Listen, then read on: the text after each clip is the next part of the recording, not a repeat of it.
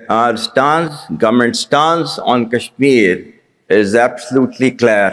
It was our jugular vein. It is our jugular vein. We will not forget it. And we will not leave our Kashmiri brethren in their heroic struggle, what they are waging against the Indian occupation.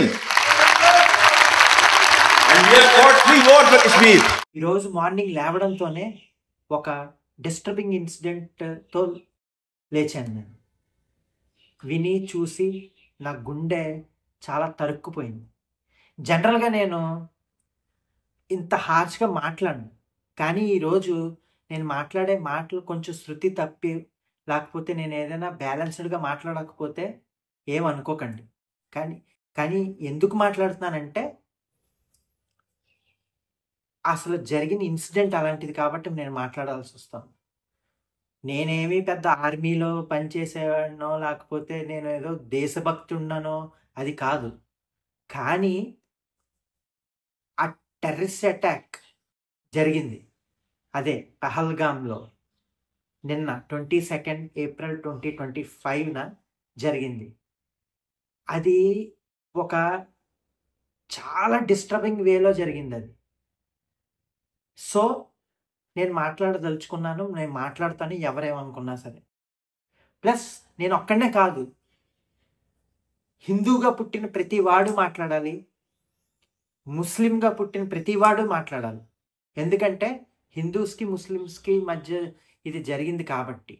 ఒక incident చెప్తాను, అది ఎంత డిస్టర్బింగ్గా అనిపించిందంటే చాలా డిస్టర్బింగ్గా అనిపించింది. ఫస్ట్ది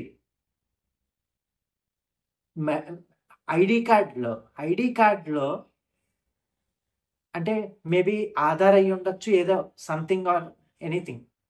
ID కార్డులో ముస్లిం పేరు లేకపోతే వాళ్ళ హస్బెండ్ని చంపేశారు, ముస్లిం కాదని. ఏంటది? వాళ్ళ వైఫ్ పిల్లలు ప్రాధాయపడ్డారట, మమ్మల్ని కూడా చంపేయండి అని. అప్పుడు ఆ వెధవలు ఏమన్నారో తెలుసా? నిన్ను నేను చంపను, ఎందుకు చంపమంటే నువ్వు వెళ్ళి మోడీతో చెప్పాలి కదా అని అన్నారట. రెండోది, ఎంత దరిద్రం అది! ముస్లిం కాకపోతే హిందూ అయితే చంపేస్తారా? ఏంటది? అండ్ రెండోది, ప్యాంట్ ఇప్పి చూసి వాడిని దాని తర్వాత చంపారట. అలా చాలామందిని అలాగే చంపేశారట. ఒకళ్ళకి హెడ్ షాట్ ఇచ్చారట ప్యాంట్ ఇప్పి చూసి. ప్యాంట్ ఇప్పి చూడడం ఏంటి? దీని మీద మాత్రం ఖచ్చితంగా చర్యలు తీసుకోవాలి. పాపం ఆ టూరిస్ట్ ఏం చేస్తారండి, చాలామంది హనీమూన్లకని వెళ్తారు, అక్కడేమో -4 అలాగ ఉంటాయి. ఇండియన్ స్విట్జర్లాండ్ అని కూడా అంటారట దాన్ని, ఆ పహల్గామ్ అనే ఏరియాని.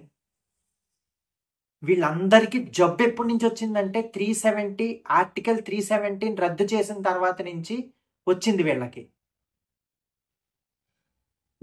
ఒకవేళ ఏదైనా ఉంటే డైరెక్ట్గా రండిరా. అమాయకులైన టూరిస్ట్ ఏంటి? దాంట్లో తెలంగాణ నుంచి ఉన్నారు, ఆంధ్రప్రదేశ్ నుంచి ఉన్నారు, పాపం నేపాల్ నుంచి ఎవరో వచ్చారు, ఇంకా చాలా కోల్కత్తా చాలా ప్రదేశాల నుంచి వచ్చారట. పాపం ఒక ఆర్మీ జనరల్ ఉన్నారట, కొత్తగా పెళ్ళయ్యి 6 రోజులు అయ్యిందిట, అతన్ని కూడా చంపేశారు. ఏంటది? పైగా పాకిస్తాన్ జనరల్లో మొత్తానికి ఎవడో మాట్లాడాడు. ఒకవేళ కుదిరితే నేను ఆ వీడియో క్లిప్పింగ్ వేస్తాను, లేకపోతే మీరు యూట్యూబ్లో కొట్టండి, తెలుస్తుంది. జగ్యులర్ వెయిన్ కశ్మీర్ అనేది వాళ్ళకి. ఆ జగ్యులర్ వెయిన్ అంటే ఏంటి? మన బ్రెయిన్ దగ్గర నుంచి మొత్తం అంతా ఒక పెద్ద వెయిన్ ఉంటుంది. ఆ వెయిన్ లాంటిది మనకి కశ్మీర్ అని రెచ్చగొట్టే మాటలు వాళ్ళని ఇన్స్పైరింగ్గా వాళ్ళకి ఉంటాయేమో మాటలు. అలాంటి మాటలు మాట్లాడాడు. ఇంకోటి మాట్లాడాడు ఏంటంటే, కశ్మీర్లో ఉన్న మన వాళ్ళకి మనం ఎప్పుడూ అండగానే ఉంటాం. అంటే ఏంటి? ఆల్రెడీ చొరబడిపోయి ఉన్నారా, లేకపోతే ఇక్కడ ఇండియన్స్లో ఉన్న వాళ్ళు ఎవరైనా వాళ్ళకి హెల్ప్ చేస్తున్నారా? అది తేల్చాలి ఫస్ట్ ఆఫ్ ఆల్. ఎంత పిరికి పంద చర్య అండి! అసలు ఎంతో ప్రశాంతంగా, ఎంతో పాపం ఎన్నో ఆశలు పెట్టుకుని హనీమూన్‌కి వెళ్ళిన వాళ్ళు ఉన్నారట. పాపం చాలా చిన్న చిన్న పిల్లలతో వెళ్ళిన వాళ్ళు ఉన్నారట అక్కడ. నేచర్‌ని ఎంజాయ్ చేయడానికి దాని గురించి. ఎన్ని పెట్టుకుని ఆ కొత్తగా పెళ్ళైన వాళ్ళు ఎన్ని ఆశలు పెట్టుకుని వెళ్తారు అక్కడికి. అలాంటి వాళ్ళనేమో టార్గెట్ చేసి ప్యాంట్ ఇప్పించి వాడు ముస్లిం కాకపోతే చంపేస్తారా? ఇది లష్కరే తోయబా వాళ్ళు చేసిన పనిట అది. వాళ్ళ వాళ్ళకి సంబంధించింది ఇంకో గ్రూప్ ఏదో మొత్తానికి టీఎస్ఎఫ్ ఏదో మొత్తానికి అలాంటిది ఏదో ఉంది. ఆ గ్రూపుని మీరు ఏం చేస్తారో తెలియదండి. కార్గిల్ వార్లు జరిగాయి, ఇవి జరిగాయి, అవన్నీ జరిగాయి. ఓకే, అవన్నీ అసలు కోవిడ్ టైం దగ్గర నుంచి ఇప్పటిదాకా ఆర్మీ రిక్రూట్మెంట్ జరగలేట. నిన్న ఏదో ఇవాళ ఇవన్నీ సెర్చ్ చేస్తుంటే చూస్తుంటే ఒక ఆర్మీ ఆయన ఎవరో చాలా చాలా గట్టిగా మాట్లాడాడు ఆయన. 1,80,000 మంది అసలు ఆర్మీని రిక్రూటే చేసుకోలేట మన వాళ్ళు. అసలు ఒక సినిమా డైలాగ్ ఉందండి, కార్గిల్లో రాయినైనా పీకలేకపోయారు, కాశ్మీర్ యాపిల్స్ కావాలరా మీకు అని. చెప్తున్నాను కదా, ఒక్క ఇంచు కూడా కలపలేరు ఎవ్వరు కూడా. మీరు ఏదైనా అటాక్ చేసుకోవాలి, లేకపోతే పాకిస్తాన్ వాళ్ళు ఏదైనా కావాలంటే ఇండియన్ ఆర్మీ రెండు తలపడండి, ఏదైనా చేసుకోండి. అంతేగాని ఇదే ఎక్కడ దరిద్రం. అమాయకులైన టూరిస్ట్ని మీద అటాక్ చేస్తారా? అది మెయిన్గా డిస్టర్బింగ్ ఏంటంటే వాడు ముస్లిం కాకపోతే చంపేస్తారా? నాకు తెలియక అడుగుతాను. మొన్న చావా సినిమా వచ్చింది, దానికి ముందర గద్దర్ సినిమా వచ్చింది. చావా సినిమా వస్తే one of my Muslim friends, ఏమనుకోకండి, వాడు ఈ వీడియో చూస్తూ ఉంటాడు, దాని గురించి స్పందించేసి ఎవడో ఔరంగజేబ్, ఎవడండి ఆ టోపీలు అమ్ముకునే ఔరంగజేబు గాడు, వాడి సమాధిని ఎక్కడో పగల కొట్టేశారట. దాని గురించి బాధపడిపోతూ అలాగా ఔరంగజేబు అలా చేయడం తప్పు కదరా? ఏంటి, ఎప్పుడు 350 ఏళ్ల క్రితం జరిగిన దాని గురించి ఇప్పుడు బాధపడుతున్నాడు, అలా చేయడం తప్పు కదా అని. మరి అలాంటి వాడు దీని మీద స్పందించాలి కదా, స్పందించి తీరాలి. ముస్లిం కాకపోతే హిందూ అయితే చంపేస్తారా? ఇది ఎక్కడ న్యాయం? తప్పు. ఇది హిందుస్థాన్,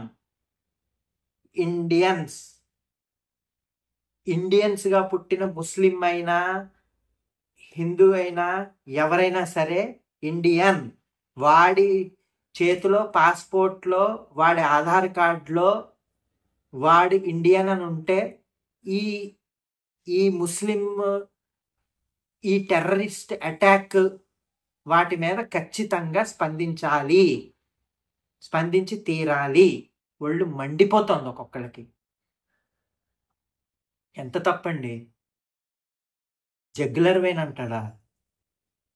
అమెరికన్ ఎంబసీ నుంచి ఎవరో వస్తే అదే టైంలో ఏమో ఇది జరిగిందిట.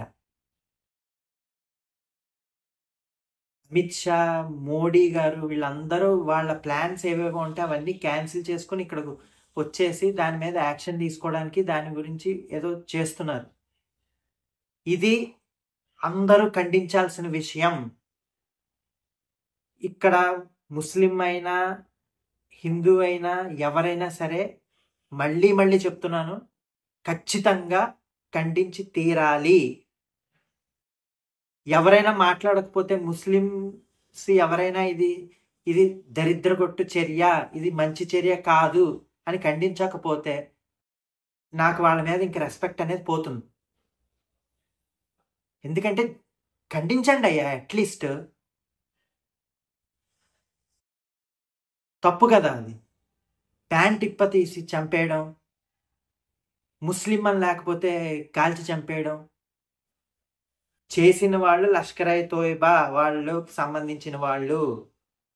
వాళ్ళని అసలు హిందూస్ మీద జరిగిన దాడి కాబట్టి దాన్ని హిందూస్ ఒక్కళ్ళే ఖండించడం కాదు, ప్రతి ఇండియన్ ఖండించాలి, ఖండించి తీరాలి. దాంట్లో ముస్లిం అయినా కూడా ఖండించి తీరాలి.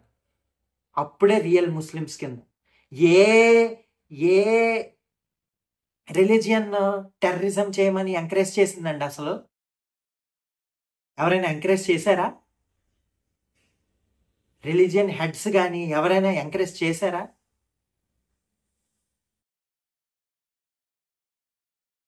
అంతేగాని సినిమాల్లో ఇలా వచ్చింది కదా అని చెప్పేసి ఇలా చేయడం అది కాదు. చావా సినిమా వీళ్ళెవరో స్పాన్సర్ చేశారు, అవి మాటలు అవి కావు. దమ్ము ధైర్యం ఏదైనా ఉంటే ముస్లిమ్స్ అయినా హిందూస్ అయినా క్రిస్టియన్స్ అయినా ఎవరైనా సరే ఈ జరిగిన ఇన్సిడెంట్స్ మీద ఖచ్చితంగా స్పందించి తీరాలి. వాళ్ళు దీన్ని ఖండించాలి, ఖండించి తీరతారని అనుకుంటున్నాను. చాలా బాధగా ఉంది. అమాయకమైన టూరిస్ట్ మీద ఇలా జరగడం చాలా బాధగా ఉంది. ఇట్స్ హై టైం మనందరూ ఏకమయ్యి ఎలాగైనా చేయాలి. ఇంకోటి చెప్తున్నాను, మీరు ఏమనుకున్నా, పాకిస్తాన్ వాళ్ళు ఏమనుకున్నా, కశ్మీర్ మాత్రం ఇండియాదే. చెప్పాను కదా, కార్గిల్లో రాయినైనా పీకలైపోయారు, కశ్మీర్ యాపిల్స్ కావాలరా మీకు అని. మీరు ఎన్ని తలకిందులుగా తపస్సులు చేసినా, మీరు ఎంత చేసుకున్నా, మీరు ఎంత ఫోర్స్తో వచ్చి చేశారో అంతా మీకు తగులుతాయి. చూసుకోండి, స్ట్రిక్ట్ యాక్షన్ తీసుకోండి. ఎలాగైనా ఇలాంటివి జరగకుండా చూసుకోవాలి. అండ్ రెండోది, ఆ బాధిత కుటుంబాలన్నిటికీ పాపం వాళ్ళకి సరైన న్యాయం చేయాలి. న్యాయం ఏం చేయగలం? ఎంతో ఆశలతో ఎన్నో వాటితో ఉండే వాళ్ళ జీవితాలన్నీ సర్వనాశనం చేస్తే అది. జై హింద్. జై హింద్ కూడా చెప్పకూడదు, కానీ నాకు చాలా బాధతో చెప్తున్నాను నేను. హీనమైన చర్య. అండ్ నేను మెయిన్గా డిమాండ్ చేసేది, ఎవరైతే ముస్లిమ్స్ ఉన్నారో వాళ్ళందరూ ఖండించి తీరాలి. నా ఫ్రెండ్స్ ఉన్నారు, వాళ్ళు ఏమనుకున్నా నాకు పర్లేదు, వాళ్ళు నాతో మాట్లాడకపోయినా పర్లేదు, కానీ ఈ జరిగిన చర్య మాత్రం హీనమైన చర్య. వాళ్ళు ఖచ్చితంగా ఖండించి తీరాలి. నా ఫ్రెండ్సే కాదు, every Muslim should condemn this. ఎందుకంటే వాళ్ళు సినిమాల గురించి, లేకపోతే ఏదైనా ఇంకో దాని గురించి, ఇంకో ఇష్యూ గురించి వాళ్ళకి ఏదైనా జరుగుతుంటే దాని గురించి స్పందిస్తారు. నువ్వు హిందువా కాదా, నువ్వు హిందూ అయితే నువ్వు ముస్లిమ్మా కాదా అని తెలుసుకుని చంపేయడం ఏంటి? అలా చంపకూడదు కదా. సో ఖండించాలి. ముస్లిమ్సే చేశారు కాబట్టి, ముస్లిమ్మా కాదా అని చూసాడంటే వాడు ముస్లిం కదా. వాడు టెర్రరిస్ట్ అవ్వనివ్వండి, ఎవడైనా అవనివ్వండి, వాడు ముస్లిం కదా. So Muslim should condemn this. అది నేను చెప్పాను. అమాయకమైన టూరిస్ట్ మీద వాళ్ళ మీద అటాకులు చేయడం కాదు. దమ్ముంటే ఆ పాకిస్తాన్లో ఆడెవడో, ఆ జనరల్ గాడో ఎవడో మాట్లాడాడు, గిగ్గులర్ వెయిన్ అని చెప్పి. డైరెక్ట్గా వస్తే రండి, అప్పుడు తాడో పేడో తేల్చుకుందాం. అంతేకాని ఇలాంటి పిరికి పంత చర్యలు చేయడం కాదు చెప్పేది. అందరికీ వాళ్ళ చనిపోయిన వాళ్ళు ఒక 26 మంది ఎంతమందో ఉన్నట్టు పాపం. వాళ్ళందరి ఆత్మలకి శాంతి చేకూరాలని నేను మనస్ఫూర్తిగా, వాళ్ళ ఫ్యామిలీస్కి, వాటికి ఎవరైతే అక్కడికి వెళ్ళి సఫర్ అయ్యి ఉన్నారో ఆ ఫ్యామిలీస్ అందరికీ నా ప్రగాఢ సానుభూతిని తెలియజేసుకుంటున్నాను. అండ్ గవర్నమెంట్ ఇలాంటివి మళ్ళీ రిపీట్ అవ్వకుండా ప్లీజ్ చూసుకోండి. ఒక స్ట్రిక్ట్ యాక్ట్ ఎలాంటిది ఏదైనా తీసుకురండి. అప్పుడు చాలా కొంచెమైనా న్యాయం చేయగలిగిన వాళ్ళు అవుతాం. అది. Thank you. Thanks a lot.